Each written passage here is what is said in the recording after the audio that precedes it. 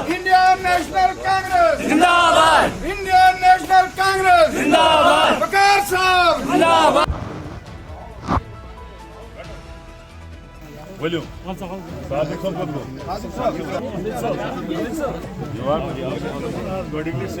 शुरुआत की 200 गवर्नमेंट चलाओ और रात सुस कॉन्स्टिट्यूंसी चलाओ। ये एक सिस्टम था और आप ये सोचोगे एमएलए महीने के बाद जैसे आते थे यहाँ, ऐसा नहीं होगा। मेरे सिस्टम में ऐसा नहीं है। तो लगे ना पाते कबर रावल तो कितनी बार आया आप थक जाओ। तो ऐसा नहीं है कि हम टाइम नहीं देंगे, हम इंशाल्लाह पूरा टाइम देंगे, पूरा सिस्टम यहाँ रहेगा। लेकिन मेरी ये आपसे गुजारिश है कि इसके लिए मेहनत करनी पड़ेगी।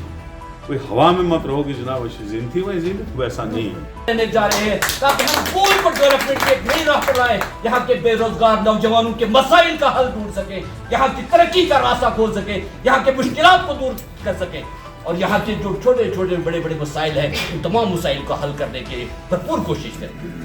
मुझे नहीं लगता है ऐसा कोई फ़र्क पड़ा, क्योंकि जहाँ जहाँ हम जा रहे हैं तो बहुत अच्छा रिस्पॉन्ड मिल रहा है लोगों को। आज हम गूल के इस सब डिवीज़न में आए हैं और यहाँ 2 दिन से मैं यहाँ टूर कर रहा हूँ, लोगों से मिल रहा हूँ। जलसे का कोई प्रोग्राम नहीं था, मीटिंग हमने थोड़ी सी ली और काफ़ी लोगों ने हमारे साथ ज्वाइन किया। ख़ासकर पीडीपी के साबिक़ सदर शाहबाज मिर्ज़ा साहब और हमारे दूसरे लीडर जो पीडीपी में थे सादिक त्रागवाल साहब और हमारे रिटायर ऑफिसर शमशदीन साहब और रिटायर लेक्चरार भट्ट साहब वगैरह सब ने आज शमूलियत की और सैकड़ों की तादाद में इनके साथ वर्करों ने भी आज पार्टी में शमूलियत की। इंशाल्लाह मुझे यकीन है कि कांग्रेस पार्टी मजबूत थी, मजबूत है, मजबूत रहेगी।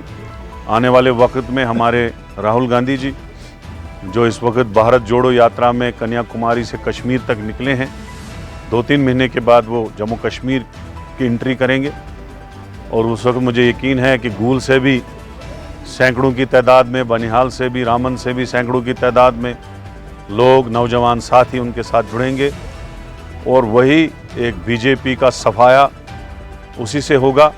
और राहुल जी जिस तरह से लोगों का, लाखों का और करोड़ों का जो लोग उससे मिल रहे हैं, हज़ारों की तादाद में भीड़ उनके साथ जुड़ रही है, लाखों की तादाद में भीड़ जुड़ रही है। मुझे लगता है आने वाला वक्त जो है कांग्रेस पार्टी का है। मुल्क में भी कांग्रेस पार्टी हुकूमत बनाएगी और रियासत में भी कांग्रेस पार्टी बीजेपी को चेंज करेगी, क्योंकि बीजेपी का मुतबादिल अगर कोई है वो कांग्रेस पार्टी है। 9 साल से बीजेपी राज कर रही है जम्मू कश्मीर में, चाहे उन्होंने पीडीपी के साथ अलायंस किया या एलजी हुकूमत या गवर्नर और इंतज़ामिया उनकी थी। आज अब 9वां साल चढ़ने लगा और 9 साल में टोटल बीजेपी फेल हो चुकी है। न कहीं डेवलपमेंट है, न कहीं से स्मार्ट सिटी है, न कोई काम है।